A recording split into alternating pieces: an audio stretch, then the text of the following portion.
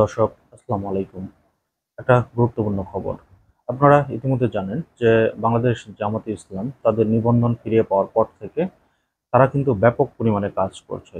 তাদের যে কর্মীগুলো রয়েছে, বিশেষ করে পুরুষ কর্মীগুলো রয়েছে, তারা যেভাবে কাজ করছে, পাশাপাশি নারী কর্মীগুলো ব্যতিক্রম ধর্মীয় কাজ করে বেড়াচ্ছেন। তো এটা একটা আশানুরূপ দেখাচ্ছে জামাতকে। বিশেষ করে তাদের যে নারী কর্মীগুলো রয়েছে, তারা ইতিমধ্যে তাদের কাজকর্মে ব্যাপক আলোড়ন সৃষ্টি করেছে। শিশু আসিয়া হত্যাকে কেন্দ্র করে তারা যে ধরনের কাজকর্ম করেছিল এবং এখন পর্যন্ত যেই কাজকর্মগুলো করছে, তাতে করে কিন্তু তারা ব্যাপক সাড়া পাচ্ছে। জামাতে ইসলাম ইতিমধ্যে তাদের রাজনৈতিক এজেন্ডা পরিবর্তন করেছে। তারা কিন্তু এখন সব ধর্মাবলম্বী মানুষদেরকে নিয়ে রাজনীতি করছেন। নারীরা আগে যেভাবে কাজ করেছিল, এখন কিন্তু তার উল্টো কাজটা করছে। আগে তারা যে কাজগুলো করেছিল সেগুলা একটা এককেন্দ্রিক ছিল। এখন কিন্তু তারা বহুমুখী কাজকর্ম করছে। তারা বিভিন্ন নারীদেরকে তালিম দিচ্ছে, তাদেরকে বুঝাচ্ছে যে জামাতে ইসলামের রাজনীতি সম্পর্কে।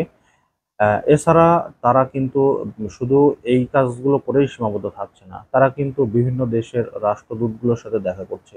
ইতিমধ্যে আপনারা দেখেছেন যে কিভাবে জামাতে ইসলামের নারী কর্মীগুলো যুক্তরাজ্যের যে অ্যাম্বাসেডর রয়েছে তার সাথে দেখা করেছে এবং তার সাথে কথাবার্তা বলছে এবং তাকে জামাতে ইসলাম সম্পর্কে কার্যক্রমগুলো ওনাকে বুঝিয়েছে এবং তিনি কিন্তু এটা নিয়ে খুব আশানুরূপ কথাবার্তা বলেছেন এবং জামাতের রাজনীতি সম্পর্কে একটা পজিটিভ মন্তব্য করেছেন। বিশেষ করে আপনারা জানেন যে জামাতে ইসলামকে কিন্তু বহির্বিশ্বে এক ধরনের অন্য রাজনৈতিক দল হিসাবে জানতো আগে। বিশেষ করে হাসিনা সরকার কিন্তু তাদের একটা ন্যারেটিভ তৈরি করেছিল যে জামাত একটি জঙ্গি সংগঠন। সেই দিক থেকে কিন্তু এখন তারা বেরিয়ে আসছে এবং তাদের নারী কর্মীগুলো মাধ্যমেও কিন্তু সেটা সম্ভব হচ্ছে। ক্ষমতায় যেতে গেলে পুরুষদের পাশাপাশি যেহেতু নারীদের ভোটের একটা সমান সংখ্যক ভোট রয়েছে বাংলাদেশে, সেহেতু এটা কিন্তু ব্যাপক একটা পরিবর্তন নিয়ে আসবে। বিশেষ করে রাজনৈতিক বিশ্লেষকরা কিন্তু বলছেন যে বাংলাদেশে এবার প্রায় 5 কোটির মতো নতুন ভোটার। এই ভোটারগুলা কাকে ভোট দিবে? বিএনপিকে ভোট দিবে নাকি জামাতে ইসলামকে দিবে? নাকি তারা ভোট কেন্দ্রে যাবেই না? এটা নিয়ে কিন্তু ব্যাপক প্রশ্ন হচ্ছে। তো এই ভোটারগুলো কিন্তু এখন একটা ব্যাপক পরিবর্তন তৈরি করার এক সক্ষমতা রাখে। বিএনপি এক ধরনের রাজনীতি করছে।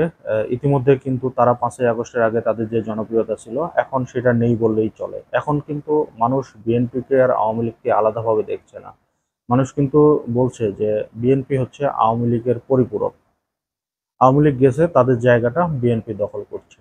জামাতে ইসলাম এবার ক্ষমতায় না গেলে নাও যেতে পারে। কিন্তু ভবিষ্যতে তারা যেই কাজকর্ম করছে, এই ধারাটা যদি অব্যাহত রাখতে পারে, তাহলে কিন্তু তারা ভবিষ্যতে দেশ শাসন করার প্রক্রিয়া তৈরি করবে এবং ভবিষ্যতে তারা ক্ষমতায় যাবে বলে আমার বিশ্বাস। তো দর্শক, আজকের মতো এই পর্যন্তই। আল্লাহ হাফেজ।